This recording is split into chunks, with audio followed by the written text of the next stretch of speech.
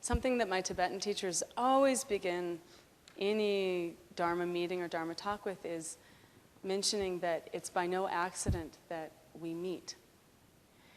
The Buddha said that to even pass somebody on the street requires 500 lifetimes of shared karma. Your parents and you will share like 1,000 lifetimes of karma. If you have a teacher, either as a monastic, you have a monastic teacher, or if you find some sort of like a Zen master or a lama or somebody that you follow, that requires an inconceivable amount of shared karma. So it is not, at some point, we all created the causes and conditions to meet here together today, and to be able to share a little bit about practice and a little bit about life. And so that's something special and really wonderful, actually, because we could be meeting to discuss Star Trek, which is also wonderful and special in its own way. But the thing about Star Trek is that, for the most part, it won't necessarily lead to liberation, whereas the Dharma will necessarily lead to liberation. So we're dealing with a slight difference in the scale of things.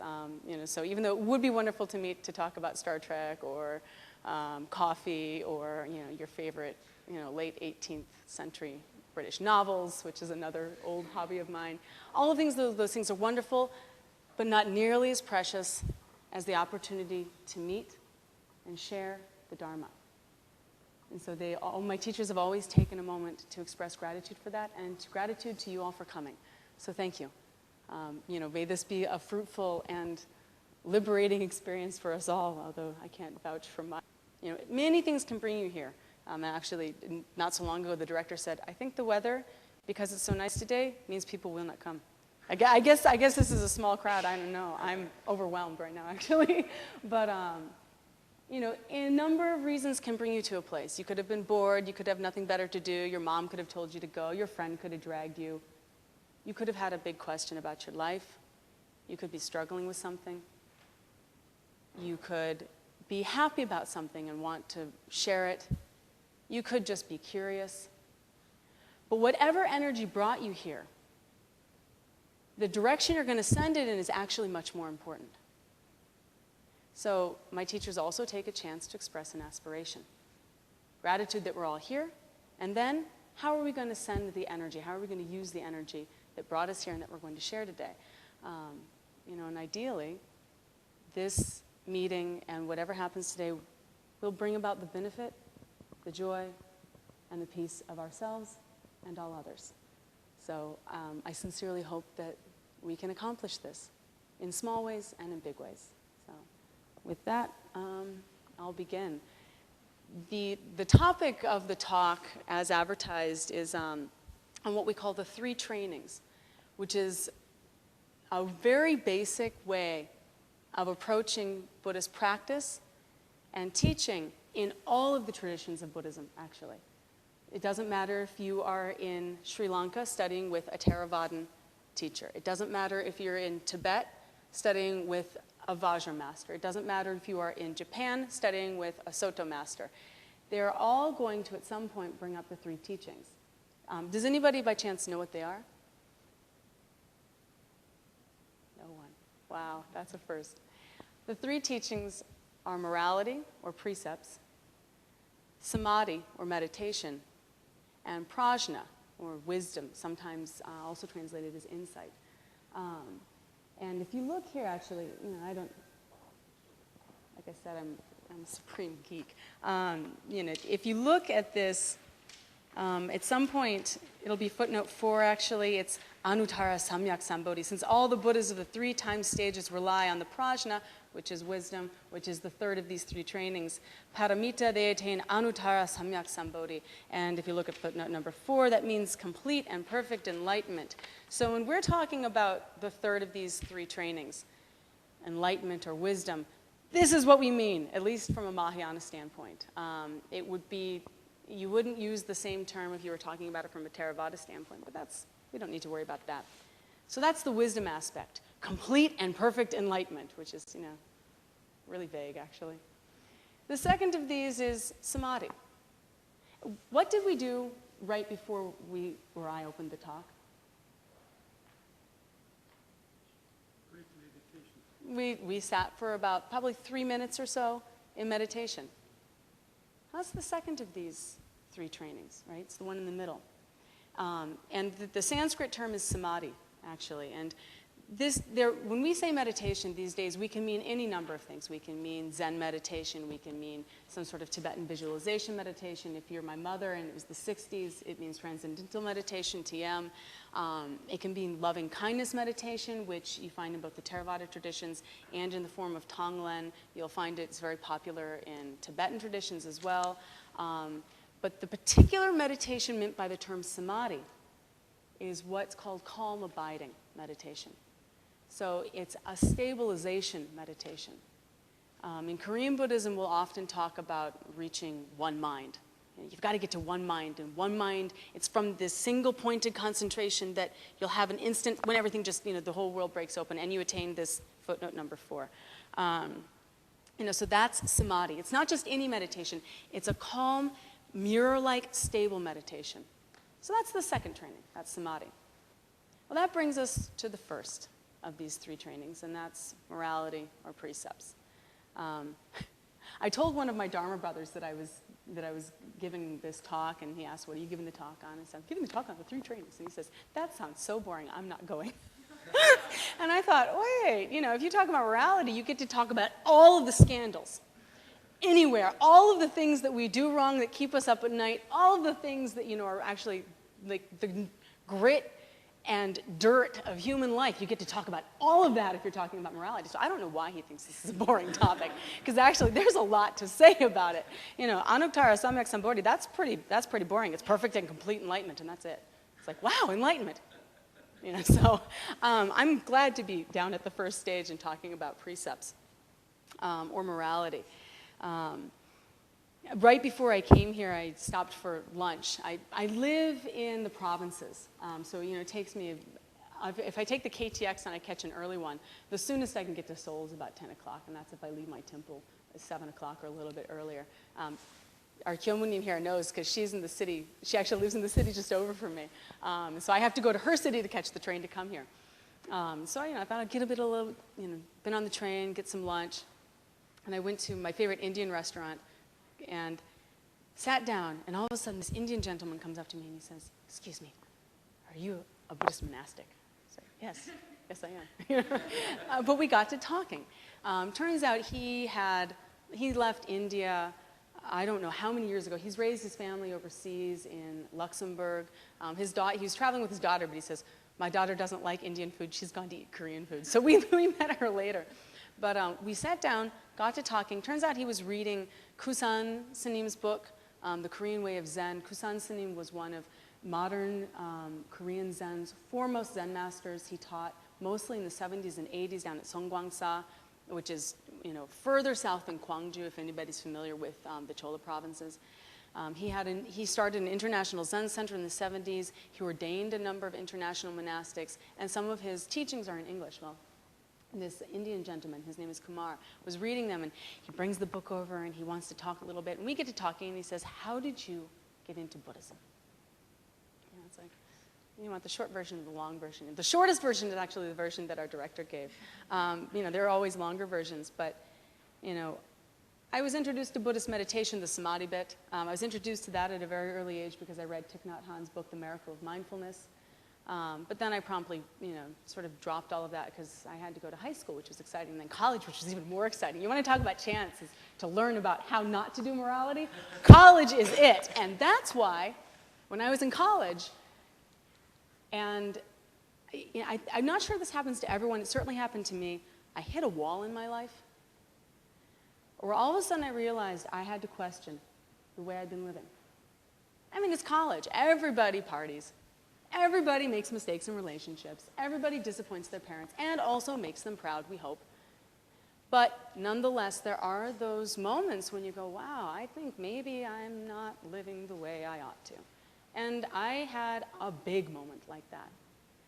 It happened to coincide with taking a semester off and going to travel in Nepal. It's like, wow, serendipity.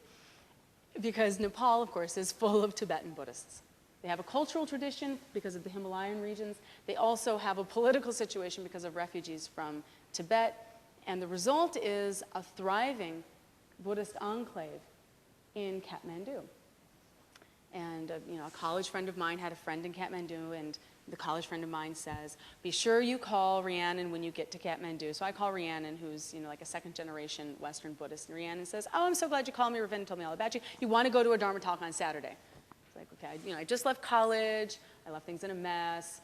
I've been irresponsible in my relationships. I've treated my parents horribly. I've neglected my duties. I'm feeling just horrible. Want to go hear a talk? Sure. And it was like, wow. Because everything that I had encountered prior to that had been a lot of thinking. Good ideas. I think that's one of the big problems, actually, with college. It's full of great ideas, not necessarily full of ways to make those ideas work in your everyday life. And plus, I was an English language and literature major. Whoa, talk about talk about theoretical. I took a lot of classes on lit theory. They will not teach you how to scramble an egg in the morning, I'll tell you that much.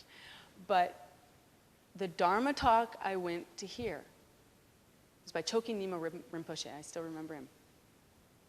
Directly addressed suffering and our actions, not in some sort of vague way, not in footnote number 4 kind of way where it's a technical word and it sounds really great, but it doesn't tell you how to get there.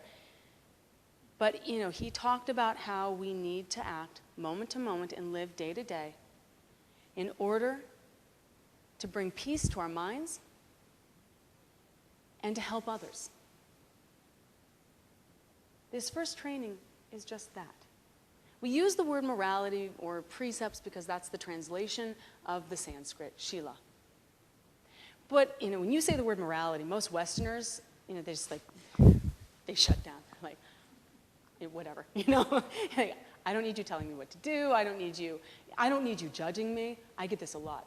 I want to talk about precepts because they're really wonderful. And people go, No, I've had, I didn't like judgment, and that's why I left organized religion. This happens a lot. People don't want to be judged. They don't want to hear how they're bad. There's this really negative reaction to the word morality. So now that I've said the horrible M word, I'm going to replace it with correct action. How do we live and act correctly in the world? This is what the first training is about, actually. And like I said, my introduction to Buddhism, my real introduction to Buddhism, when I really thought this is something that I could take into my life and that I want to learn, not in a theoretical way, but in a moment, daily kind of a way. I want to learn this, not because it makes for good party talk, there used to be a joke. There are all sorts of Ivy League jokes, right, You go to a party at Harvard, and the first thing you do is ask your SAT score, and if it's not high enough, they go talk to somebody else. Really intellectual environment, right? Everyone's talking, everyone's great thinkers. This was not something I wanted to think about, but something I wanted to do. Because thinking had gotten me nowhere. Thinking will get you nowhere. You can think yourself into a corner. We say this in English, right? Action, practice, bringing things into the daily, concrete level, that's what actually affects our lives. Now, thinking has a role in this. I'm not saying, cut up all thinking. That's a Zen saying, and it has its function. It doesn't mean to walk around like a fool. You don't become like an inanimate object. When I say, not to think too much, what I mean is stop conceptualizing so much. Get in touch with what's materially, physically, actually happening in your everyday life. Understand your relationships. This is all part of that. Well, this is all the stuff that I'd not been doing very well in college. And when this monk, starts talking about what do we need to do to make our lives correct, to bring our actions correct in relation to others, it was just it was like someone just slapped me. It was like, boom, oh my goodness, this is what I needed to hear. Because I've been off in my head somewhere and not taking care of my relationships to people, to myself, and to the world. So, I said the word morality. Let's replace it with correct action, now that we've gotten the translation bit out of the way. And what did this monk bring up that shocked me so much and made me think, wow, I really want to study Buddhism and I want to practice it? The first thing he talked about was how we're all interconnected. How many people have attended Dharma talks before? Can I get a show of hands? I know the nun in the back has attended a lot of Dharma talks. you all know basic Buddhist teachings, like cause and effect. If I throw out the word karma, you'll know what that is. And sometimes people don't know and you need to introduce words. But when we talk about cause and effect, we don't mean just, we mean everything from, if I drop this from a height, it will shatter.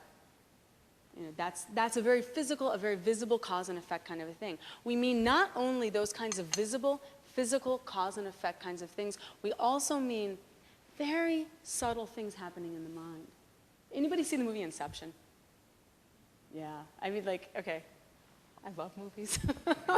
I'm not supposed to watch them, it's whatever. I love movies, it's just one of those things. And the thing that really got me about Inception is the whole point of the movie was that a thought you can't even remember thinking becomes your entire world, shapes your entire perception, affects your relationships with others.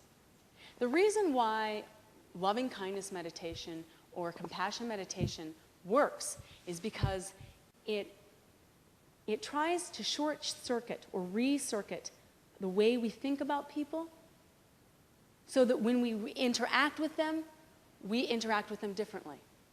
Because thought and action actually go together, like sound and echo or movement and shadow.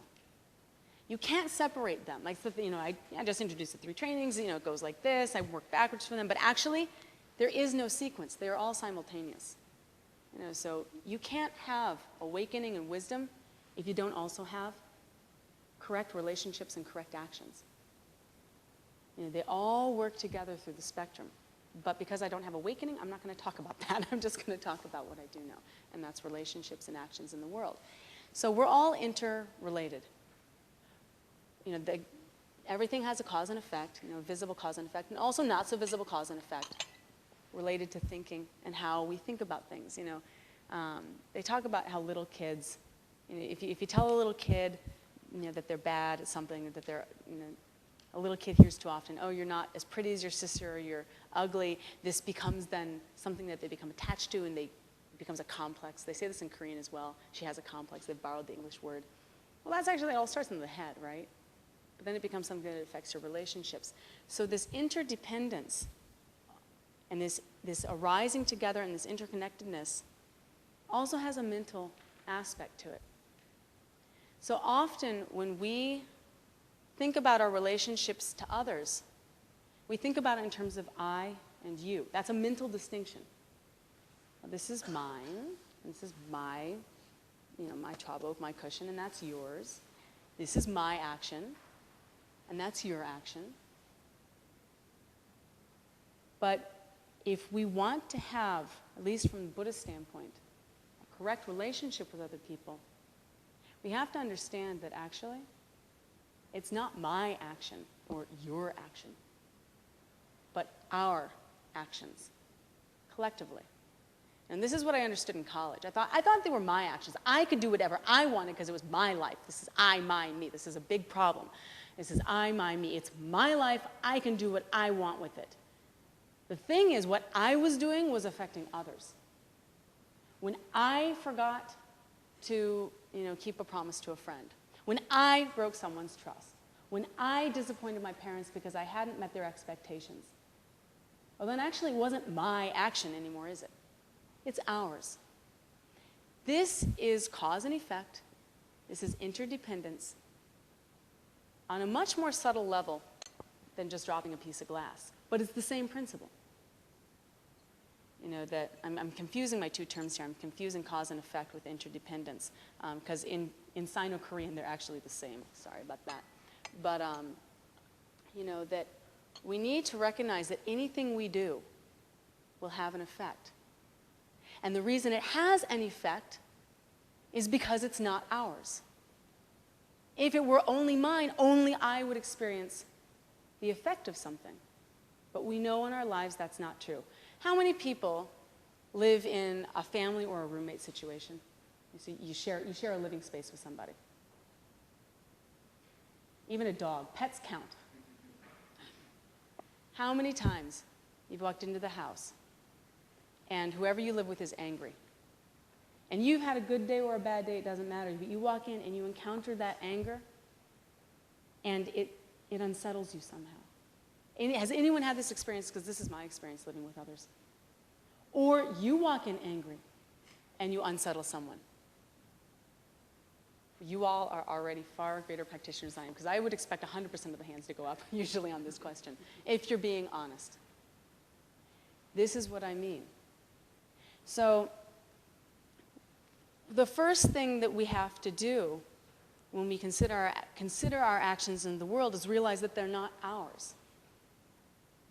To realize that actually we are constantly interacting with, affecting, and being affected by others in a flux of energy and physical things that has no cessation.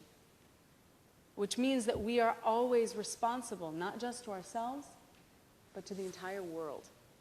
Not to put any pressure on you. You know. But the good news is you don't have to worry about the entire world so much as just worry about whoever is directly in front of you at that moment. So this is the first thing that I learned when I was in Nepal, was that, wow, we're all interconnected, and what I thought was mine isn't mine at all. The second thing was that, wow, so now I have this new awareness that we're all interconnected. What am I supposed to do with that? You know, and this is, this is where all of the books and notes that I prepared came in. The director mentioned that I just received full precepts, which if you follow Buddhism at all is a really big deal. For me it is. I spent 6 years preparing to receive full precepts. So I was a novice and then a probationary nun for 6 years. And I just received the full set of 348 precepts that make me what we call a bhikkhuni sanim in the East Asian tradition. But that meant that the week that I should have been preparing for this talk, I was at a training. And so what I did during the training was I outlined the talk in terms of moral action and various teachings. And then I realized this is actually probably it's too much information and not really necessary. But I did think about things.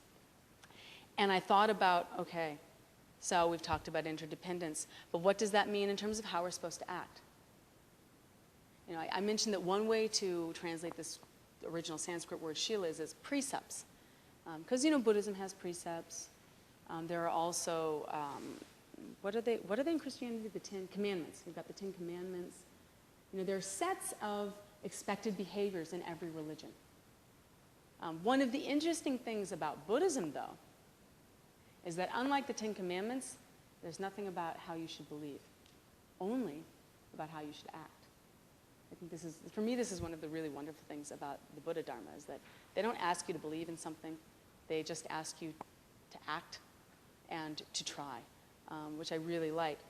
But just to see if anybody knows, does anybody know what the 10, in Buddhism, especially in Korea, we often talk about the 10 good actions or virtuous actions. Does anybody know what they are?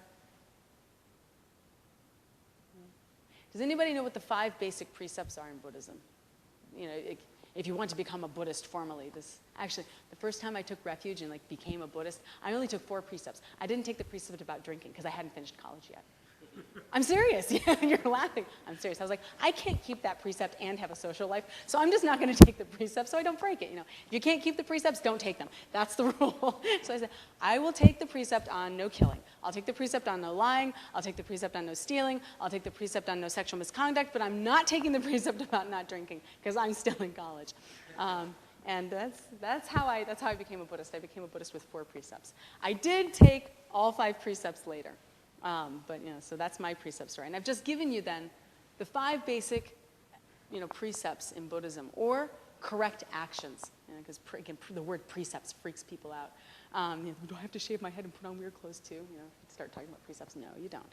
But the 10 non-virtuous actions, or the 10 virtuous actions, it depends on whether you're phrasing them negatively or positively, are basically the 5 precepts plus 10 more, or plus 5 more. So the 5 precepts are: not to kill, or not to take life, not to steal, or not to take what is not given, not to commit sexual misconduct, which also tends, in this age of dating and cohabitation, that also tends to freak people out. They're afraid I'm going to get really conservative on them. But not to commit sexual misconduct, not to tell lies. And specifically, they're referencing telling lies about your spiritual attainments. But this means also, not to speak untruths of any kind. And then the last one is not to take intoxicants to induce heedlessness or lust. So you are all safe, up to about 3 beers, my guess is. And then you've got to start, if you're going to be heedless or, start breaking other precepts, then maybe you should, call it quits. But those are the 5 basic precepts. Where these precepts where these correct actions get expanded when you talk about the 10 non-virtuous actions is, first of all, speech gets an additional 3. It's not just lying that gets us in trouble. It's divisive speech, hurtful speech, and frivolous talk. Speech gets 4, there are 4 ways to make problems with this, whereas everything else, not so much. This causes most of our problems, actually. It's amazing. And then the other 3 are ignorance, attachment, and anger, which, again, if you're familiar with basic Buddhist teachings, these are also called the 3 poisons. So these last 3 non-virtuous actions are actually the root of all of our problems. So they actually precede, wrong speech. They precede wrong action. They precede stealing or killing. It's actually just, even the idea of taking life gives me the heebie-jeebies anymore. It's very difficult to watch children play video games with toys that look like guns. If you really begin to consider your actions in the world and the effect of habit on how you respond, it gets really scary to watch children being given toy guns and taught to shoot at things. Just FYI if anybody has kids in the audience. But at any rate, these are the 10 non-virtuous actions. They grow out of the 5 precepts. So has anybody here formally taken refuge in the Dharma? Have you become a Buddhist, quote unquote? Our Chosanins, I would expect that they had, but they're not raising their hands. But these actions, what to do and what not to do, aren't just the big things. It's like, I don't kill anybody. I've never committed murder. But how many times with your words have you cut someone off? We get impatient, we get stressed. We don't want to put up with it. Someone comes to us, they're blabbing, I had such a hard day, blah, blah, blah. Yeah, I've heard it before. And we walk away. The teaching I received at first about these precepts and these actions taught me that our teacher said, it's easy to say I haven't committed murder, but it's much more difficult to say I haven't cut off someone's humanity with my speech or with my thinking. That just blew me away. And made me realize that we have to be careful. And I don't mean careful as in, like nervous and afraid something's going to break, but careful as in mindful, taking care of our thoughts, our speech, and our physical actions, moment to moment, interaction to interaction. And this is the way in which we begin to heal our relationships and to create a healthy environment, both immediately around us and within any circles that we circulate within. So the first one is not to kill. And again, I doubt there are any murderers in the room, but there's more than one way to take somebody's life. So be careful how you think about people. Oh, she's such a pain in the tail. Oh, he's such a jerk. I don't want to deal with him. You've just cut somebody out of your life. When you say those kinds of things, or you think those kinds of things, you're cutting somebody off, actually. So it's not physical death, but it affects our relationships. And the next time you see that person, having thought for 2 or 3 days, man, I just hope he doesn't come up to me because I really don't want to deal with him. The next time you see him, you've already got this shut down, cut off energy. I don't want to deal with you. And we've also run into that. We've had people do this to us. When you really think about it, you know when somebody doesn't want to talk to you. And sometimes it really hurts, actually. So, what I'm saying is these precepts, these actions have many different layers. So that's the first one. The second one, not to steal or not to take what is not given. Specifically, you're not supposed to steal from the Sangha, which means that you're not supposed to walk off with a Buddha statue. You're not supposed to take one of the cushions home with you. They specifically talk about taking things out of the temple property, but how many times have we stolen someone's time? It's not really something critical to talk about. We're just bored. You know, we just want someone to talk to. We just want to do something. But this other person may be busy. You know, if they've got a family or if they've got a job to do, and you're engaging in idle chatter, which is, you know, one of these, you know, problems that shows up later in the list. How many times have we stolen someone's time? You know, again, it's easy to say, I'm never going to walk off with a Buddha statue. Don't worry about me. I'm not a thief. It's much harder to say, I've never taken time from somebody. Or I've never taken, I used to borrow my sister's clothes when she wasn't home. I never told her. She had a much better sense of fashion than I did. So, you know, I would borrow her clothes. And if they were back in her closet, washed and cleaned before she noticed they were gone, no harm, no foul, right? But it created a habit of not informing people.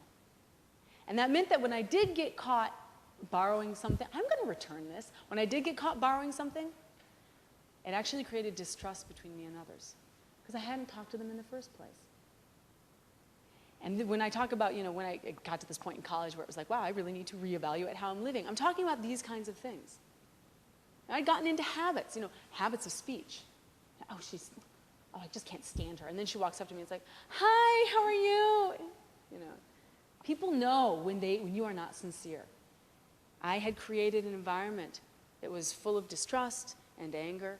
And it was these sorts of subtle things. It's like, I'm not a murderer. I've never stolen anything big. You know, things like that. I've never been married and cheated on somebody, so I haven't committed any sexual misconduct.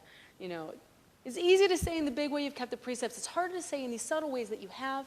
And it was in these subtle ways that I hadn't, and that's why I had this situation in college where it was like, wow, I think maybe I've made a mistake. I think maybe I need to reevaluate what I'm doing. And so stealing. It's not about the Buddha statue, actually. It'd be pretty hard to steal these things, actually. They're either cast metal with gilding over it, or they're like cast terracotta with gilding over it. So either way, it's going to take at least 3 or 4 of you, probably the guys, in order to get this thing out of here. So I'm not too worried about the Buddha statue. I am worried about, are we taking each other's time? So that's stealing. And then sexual misconduct. I'm a nun, so it's really clear. Don't go there. You know. So for me, actually, it's very clear. But the teachings that I've received on this, for folks who aren't monastics, well, what constitutes sexual misconduct? And this is a big question right now. And Koreans don't like to talk about it because it's considered a private issue, but I'm lucky I came from America where we talk about everything. So I get to talk about this. That sexual misconduct means if you're in a committed relationship with somebody, you don't have to be married. Don't cheat on them. If you are married, definitely don't cheat on them. But then also, we're not in a committed relationship, we're just dating. I don't see how I could do anything wrong with that. But let's say you led someone on a little bit. You weren't responsible to their feelings. I mean, it's really difficult to be clear in intimate relationships, friendships, within families, between spouses or boyfriends and girlfriends. It is really difficult to be clear. Really difficult. Believe me, I know. In my monastic community, one of the most difficult things we have is learning to communicate clearly with one another that doesn't hurt each other's feelings, but that also is honest. Sometimes, I think you're horrible and mean. Well, we were totally honest, but that was not nice, So it's really difficult to negotiate that. But when it comes to our intimate relationships, have we used somebody? Did anybody, what was the woman from Will and Grace? She did a movie with the guy from my best friend's wedding. I didn't even see this movie. It was like they ran it on cable like 100 million times, like 3 summers ago.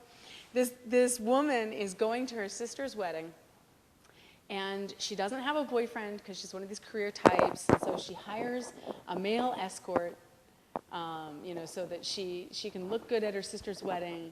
And of course, it's a movie, so it all works out in the end. But think about what would have happened if, and I've known people to do this. It's like, I've got to go to a party, and I don't want to go alone. and there's this guy who kind of likes me, and I think if I call him up, I can get him to go with me.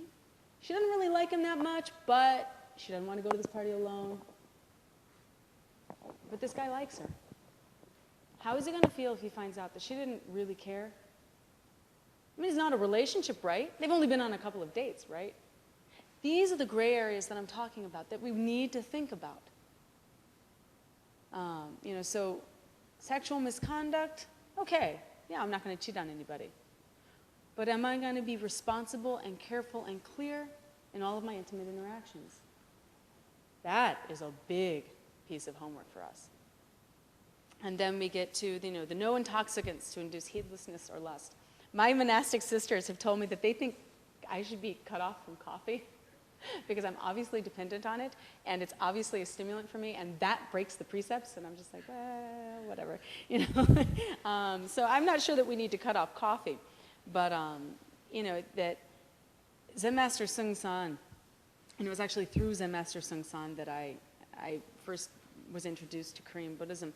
Zen Master Seung San used to talk about this precept as being like a gateway precept.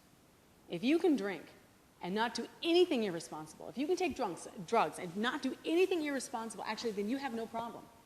Drink as much as you like, smoke as much as you want. The problem is most of us don't. That it's not about being, how am I trying to say? It's not about being a stickler for the rules. I'm not going to do anything. Because it's about understanding the cause and effect of your actions. If you're someone who can, I don't know, I'm trying to think, if you don't have any problems with alcohol or drugs, then you don't need to worry about going out and drinking however much. But chances are, think about the mistakes you've made in social situations. How many times did they happen at a bar? How many times have you run your mouth, among friends and ended up hurting somebody's feelings? Not that intoxicants are necessary to do this, unfortunately. But that's why Zen Master Seung San was always very clear about this, that it's a gateway. It opens the door to bigger mistakes. And that's why we have to be careful about intoxicants. And that covers intoxicants. Then we get into the no lying. I mean, again, spiritual. You're not supposed to claim that you're enlightened when you're not. But the thing about lying, or about any of our actions of speech, is that we may not have told someone that we're enlightened when we're not. But maybe we said, earlier, maybe we said, I don't like her, and then she shows up, oh, hi, how are you? And we do this sort of falsity. There's two faces. That happens with speech. You just said one thing and did another. Or, someone wants our opinion on something, and we're afraid to tell them exactly what we think. I had a friend a while ago. She was involved with somebody, and she says, I think I need to break it off, but I don't really know what to do. What do you think? I didn't want to tell her, you should have dropped him like 2 months ago. And I didn't mean it harshly. It just meant that the relationship was not a healthy one. She shouldn't be in it. It's not good for either of them. But somehow, I just couldn't bring myself to say that because it sounded harsh. We don't want to hurt our friends, all the rest. And so I went this way and that way. I wavered. Oh, he's a really nice guy, and I know the two of you have something special. Yeah, maybe you should break up with him, but, I wouldn't sweat it. Just take it slow, see how things develop. Well, the situation got worse. And she came to me in a real moment of question, like, what should I do? Please help me out here. You're the expert in spiritual religious affairs. Why don't you give me an answer? And it was like, I wavered, because I'm human, actually. This is the secret. We're all human. We just have, a different job and a special situation that allows us to see things sometimes. But I wavered. I didn't tell her exactly what I thought, and I knew in that moment that I wasn't being honest with her, because I wanted to preserve something in our friendship. I wanted her to, I wanted her to feel like I was someone she could come to because I cared about her, and I wanted it to be a warm, comfortable place. And already, because I was attached to my perception of myself and our relationship as friends, already I was unable to be honest with her and tell her, you got to drop this. It lasted a little bit longer, it got worse, and she should have been out of it before she was. That kind of dishonesty is not big dishonesty. I didn't tell a lie, but I didn't tell the truth either, because I was really attached to some idea of myself. This is actually, most speech comes from attachment to an idea. So no lying, no divisive speech. Divisive speech is, we say one thing to one person, and we say another thing to another person. And even if we don't deliberately mean to cause a schism in a group, if our speech is causing disharmony in any, your office, your family, chances are, no matter how correct or true what you're saying is, chances are you're saying it for the wrong reasons. This is the thing, people say, I told the truth because the truth was the right thing to tell. Yeah, but why? This is the thing about correct action. You have to always ask yourself, what are my motivations? But why did you say what you said when you said it? If you said it because you really thought that it was the correct time and place to say something to someone, then that motivation, even if it goes awry, was okay. But if you're saying it to look like the one who knows something. Hermione Granger, Hermione Granger's a know-it-all, right? She always has to be the one. Her hand is like permanently up. I love Harry Potter. Her hand is like, does anybody know, who is it? She's the teacher in Nova Scotia. It's not Tipton Children, it's Pema Chodron. Has anybody read Pema Chodron's commentary to the Guide to the Bodhisattva's Way of Life? Whatever they have to say, we aren't listening. We have to get our idea out. Yeah, what you have to say is probably correct. You may know it. But often, that's just our ego talking. It has nothing to do with whether what we have to say is the correct thing to say at the moment. That's the thing about not lying, no divisive speech, no harsh speech, no idle chatter. It's all about saying the correct thing at the correct time. It's not about, shutting up entirely, although learning to keep silence is one of the best ways to figure out, is to begin to unravel the knots that you get yourself in with your speech. But at any rate, why did you say what you said when you said it? You may have been true, you may have been correct, but if you were saying it from an egotistical stance of I know, or I'm going to tell you, then actually it's not correct speech anymore. It's just your ego talking. Divisive speech, harsh speech, often come from that place. Lying often comes from a sense of insecurity, actually. We lie because we're afraid. We lie because we want something, but the ego, this sense of self that's enormous, that tends to feed into divisive speech, and it tends to feed into harsh speech. Like I said, you're in a situation, you turn to someone, I think you're mean and horrible. Well, they may be a mean and horrible person, but what you just said was really awful. There's almost always a better way to say something. And often, the best thing to do if you're not sure, why am I saying this? I don't really know, then don't say it. Don't say it. There was an article in the Shambhala Sun or the Tricycle, these American Buddhist publications. Some teacher in his office one time decided, I'm going to try and keep correct speech. I'm not going to lie. Even little white lies. Wow, you look great today, when they look like they've just spent the entire night up with the baby crying. You look great today. Things as little as that to some of these bigger things. He said, I'm going to try and keep completely correct speech. I can't remember for how long, a week or a month. He said it nearly killed him. He said, I had nothing to say to anybody anymore. Because so much of his speech was based on these little social lies that we tell. Or idle chatter. It's like an American corporate joke, and I'm sure, and actually I've seen it happen in Korea as well. The water cooler chat, where you go out for a cigarette. What are you talking about? Absolutely nothing. We say shooting the shit. Why on earth would you shoot at shit? It's a waste of time. And think about that phrase, shooting the shit. You're wasting bullets, man. That's idle chatter. There's a reason why our idioms work the way that they do. So he said, cut out idle chatter, cut out little white social lies, cut out divisive or harsh speeches that I had nothing to say anymore. Here's the report. Oh, he said that 5 times a day, and that was it. Goodbye, hi. Unless, of course, someone came, I'm having how are you? I'm great. How are you? I'm not so great. Someone's got a problem. When we learn to be quiet. Now, this is the point that I want to get to about correct action. I'll bring it up right here, and then I'll come back to it at the end. The thing about, I've listed a list of don'ts. Don't do this, don't do this, don't do this. But actually, the reverse of the don'ts is so much larger and so much greater than they are. Because let's say you're practicing the speech. Okay, you're doing with it like this guy. You're trying not to do any of these, incorrect speech actions, and you got nothing to say. Someone comes to you though, and how are you? I'm fine. How are you? And they say, I'm not so great. Well, what's going on? And they start talking. Because you're not talking, they are able to express themselves. And because you're not busy getting your ideas out there, you're able to listen. Anybody here familiar with Thich Nhat Hanh's teachings? Yeah. This gentleman is a world traveler, I can tell. He's been in Nova Scotia, Plum Village, and now he's in Korea. But Thich Nhat Hanh talks a lot about listening as a practice, as a manifestation of our compassion towards others. Because it actually takes a lot of energy to listen to someone.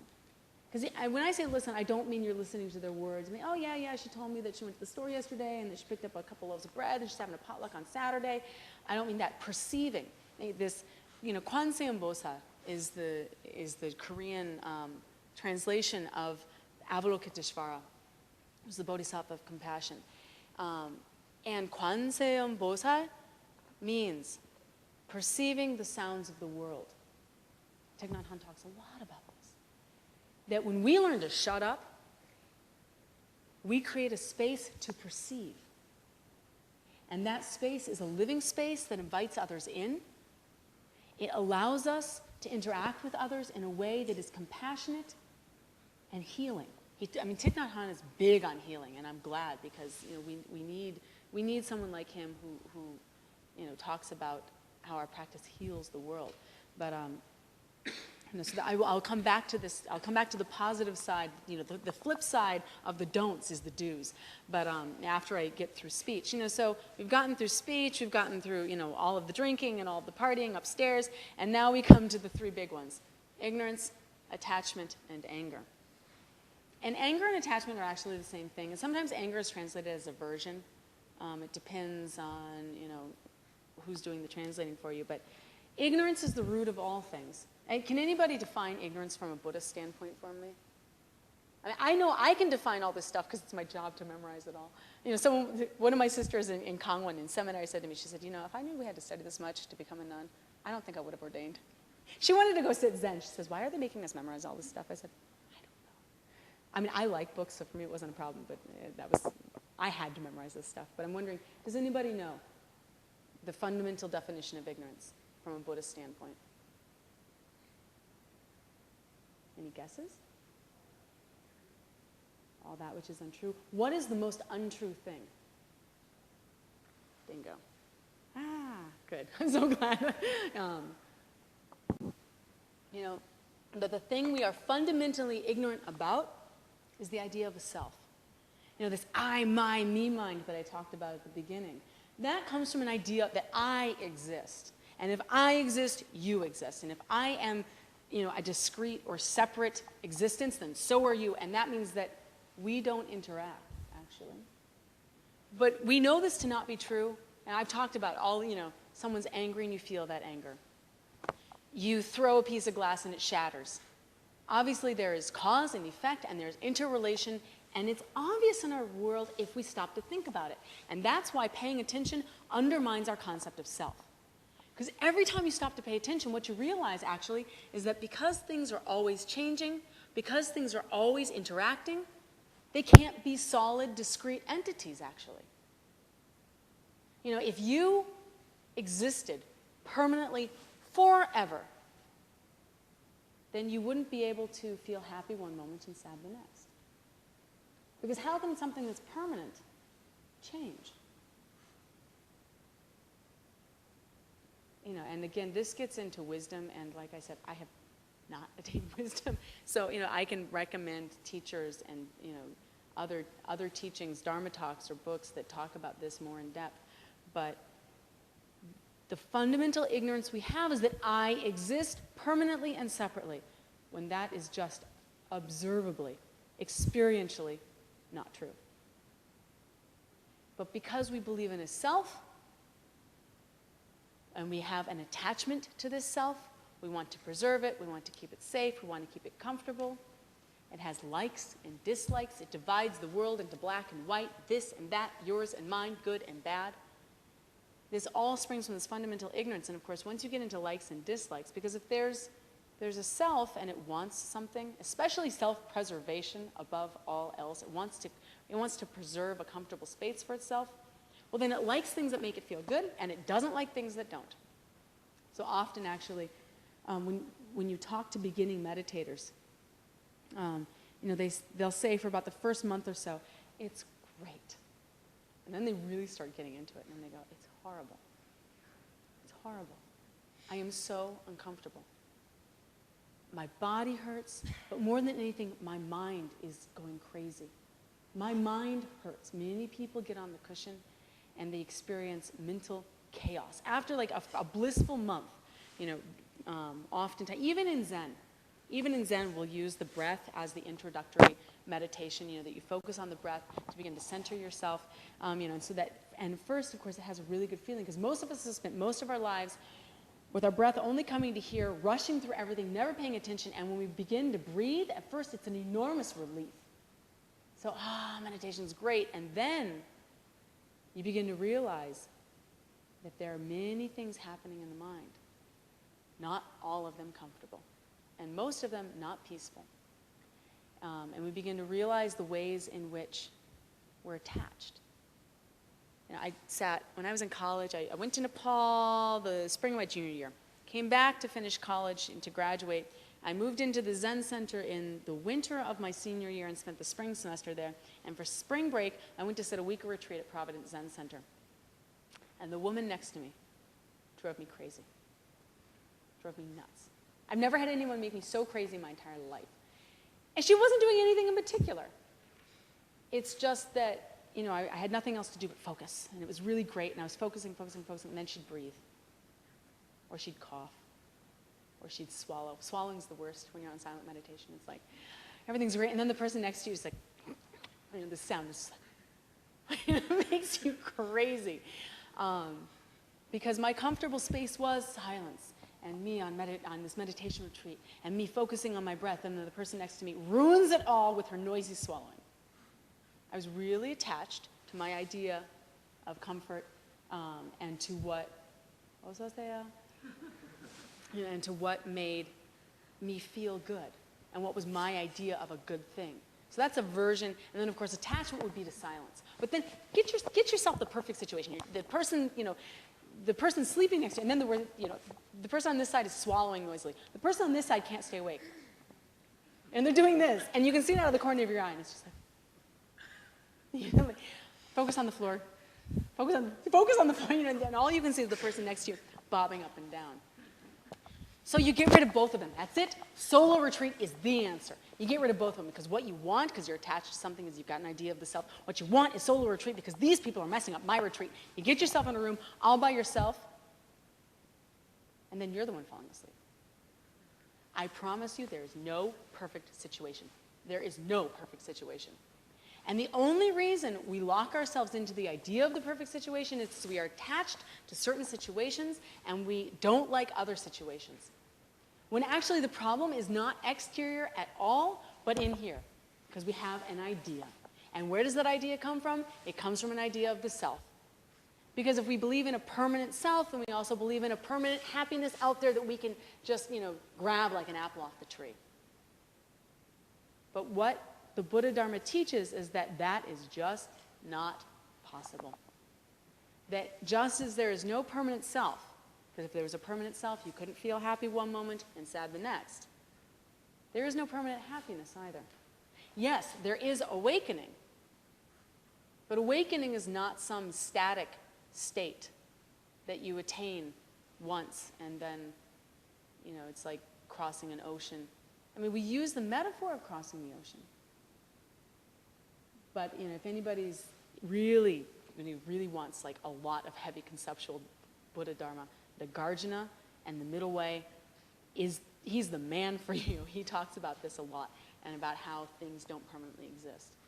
But at any rate, that takes us through, I believe, ignorance, attachment, and anger. Because attachment and anger are the same thing, just going in different directions. It's what you want and what you don't want. So all of this is the list of things not to do. Don't kill, don't lie, don't steal, don't commit sexual misconduct, don't drink past your capacity, don't use divisive speech, don't be malicious or harsh in your speech, don't be frivolous in your chatter or your talk, don't be ignorant, don't be attached, don't have aversion. That's a lot of don'ts. What's the plus side? The plus side is that when we learn to respect life,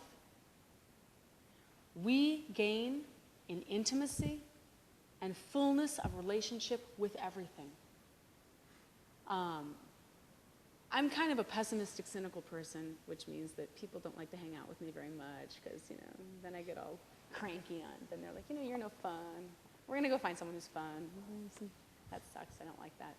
But, sometimes I have some friends who are so amazingly joyful. They cut through even my pessimism.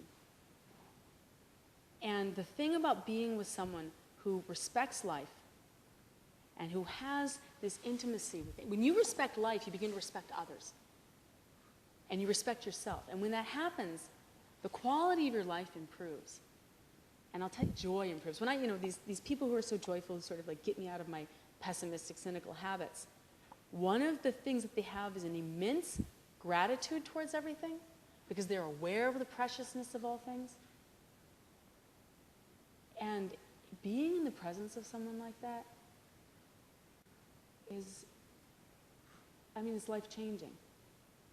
One of the reasons why I think Thich Nhat Hanh has such an incredible Sangha is because he has that kind of love for life, and people encounter it once and just like, wow, I want to live like that. Now, I want to be someone, I really do, I want to be someone who lives in that kind of mutual respect and joy all the time. Which is why I think precepts are important. It's why I think correct action is important. Because the flip side of the don'ts is the do's. And do, respect, and have a space of gratitude for everything. Why? Because life is precious. If life wasn't precious, we would not be told not to take it. And if life is precious, then every moment is an opportunity. Why is it an opportunity? Because you get to be clear. And now we're getting into that second training, which is samadhi or mindfulness or meditation. But we get to be clear. We get to be alive. We have the chance to do not the cynical, pessimistic thing that I typically do, but we have a chance to be joyful and to be helpful and compassionate and perceptive in this world. This is the flip side of don't take life. It is live. Well, that's pretty cool, actually. How are we supposed to live? Aware, clear, with wisdom. That's the flip side of don't take life. So what's the flip side of don't steal? Be generous. If you're not supposed to take, but then you should certainly give. Does anybody know what the footnote number 4, right before footnote number 4 is, since all the Buddhas of the 3 time stages rely on the prajna paramita, and we get this word, this paramita. Does anybody know what the 6 paramitas are? I've got one hand on the mic, so I'll hold up 5 fingers. Does anybody know what paramita means?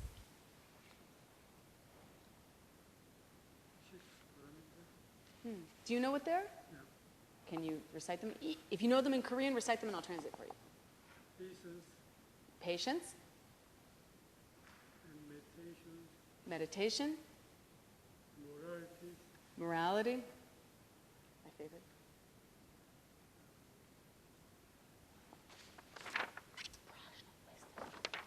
Wisdom. Generosity. And effort. Now, the word paramita is a Sanskrit word. Sometimes it's translated as perfection. So sometimes in English they're referred to as the 6 perfections.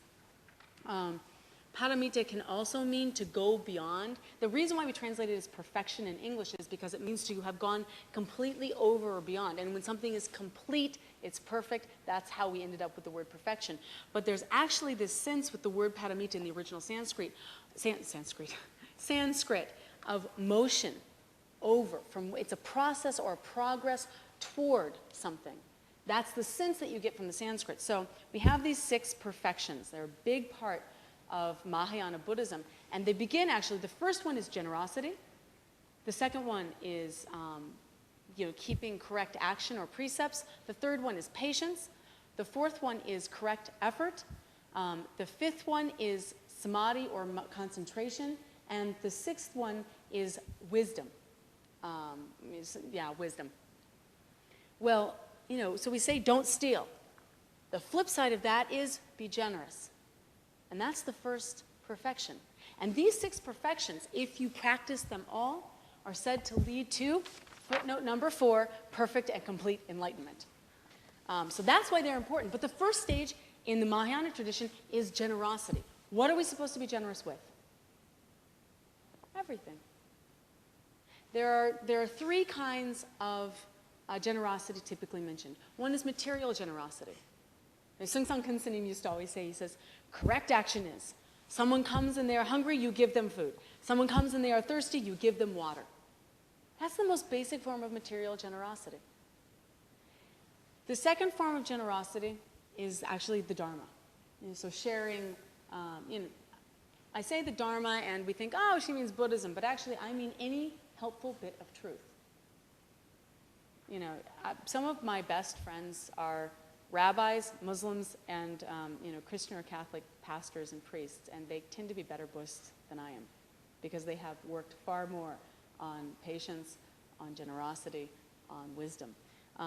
So do I discount their teachings because they aren't formally Buddhists? No way. They have tons of truth for me, and they're always giving that to the world. So to offer the Dharma means to offer the truth, any helpful thing in any situation. Don't cut someone off just because they're not from your tradition. You're talking about something called the Bible and, some New Testament thing, and, I don't do that New Testament thing. Don't be like that. Because actually the New Testament has a lot to teach us. But generosity, first one is material generosity. The second one is generosity by giving the truth, which is any bit of clarity that can help someone in their life. This is why we have teachers. This is the kind of generosity that our teachers have towards us. The third one, as I understand it, is the generosity of giving no fear. Does anybody pay attention to mudras? The hand things on. I got to put this down. The way that the Buddha has his hands, they're like a ton of different gestures that you get with the Buddha in all these different traditions. Well, one of the hand, they're called mudra in Sanskrit, in Korean they're called su-in. One of them that you'll see that's very common is this one. Exactly. This hand means to offer generosity. It's anything. And this means protection. And these two, when the hands are both like this, because you also see this, you'll also see, this, but when they're together, it's called the Mue Suin, and it means the mudra of fearlessness. And the Buddha or Bodhisattva who's making this sign is themselves fearless, because that also, I don't think that has a footnote, but it is definitely in here. Yes, since bodhisattvas rely on prajnaparamita, their minds are unimpeded. Because they're unimpeded, they are fearless. Bodhisattvas are fearless. But actually, what I was told about this particular hand posture is that it's the Buddhas and Bodhisattvas offering freedom from fear to living beings. And they have fearlessness themselves, but there's no point in having something for yourself if you're not going to share it with others. So that's what this means. So that's the third generosity.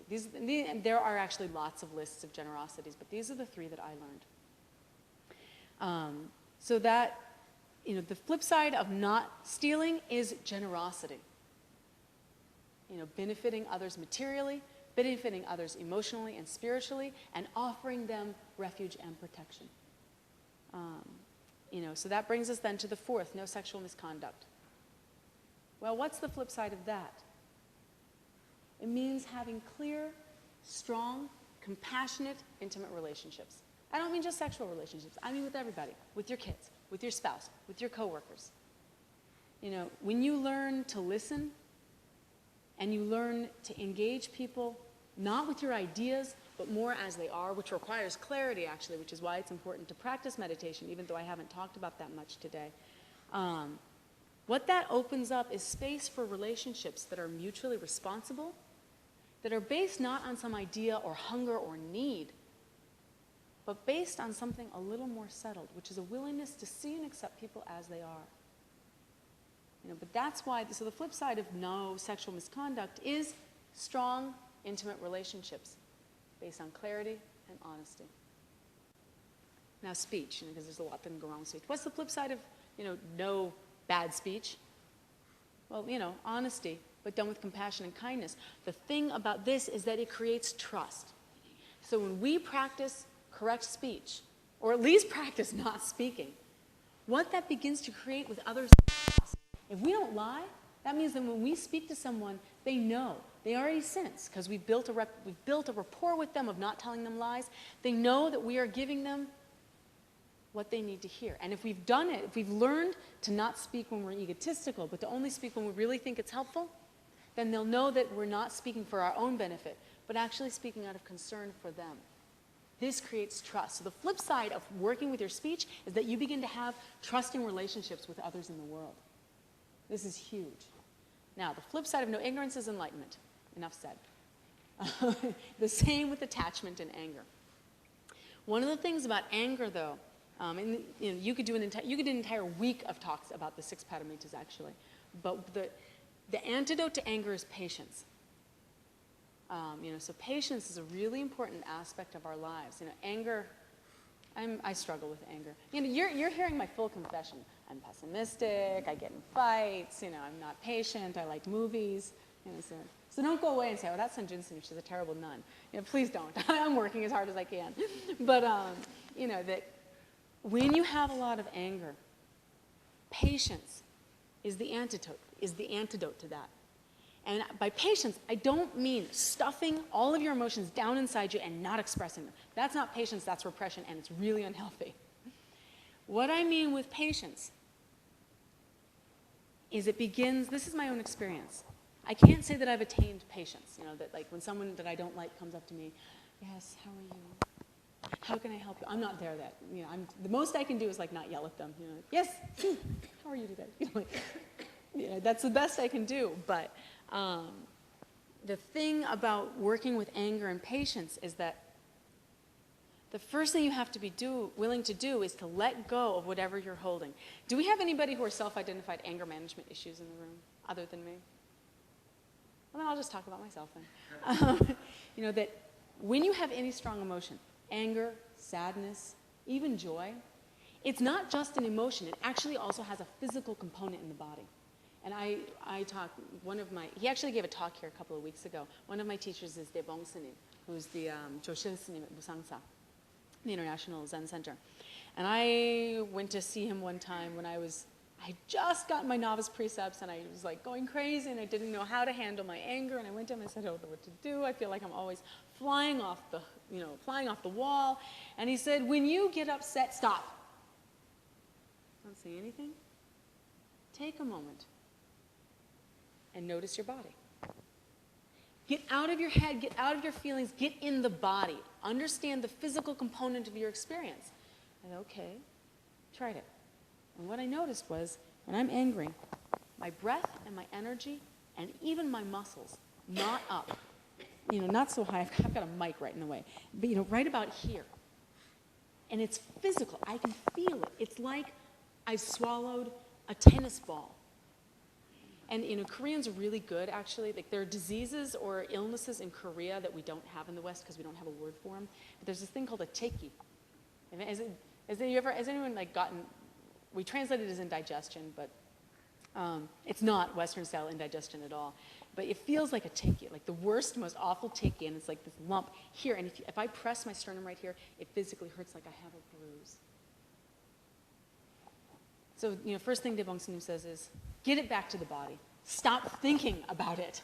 Get it back to the body. And then just watch it.